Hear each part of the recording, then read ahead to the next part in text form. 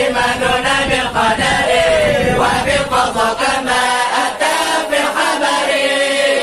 ومنه أن ينظر بالأبصار لكن بلا كيف ولا انحصار للمؤمنين إذ بجائز خلق هذا وللمختار دنيا ثبتا،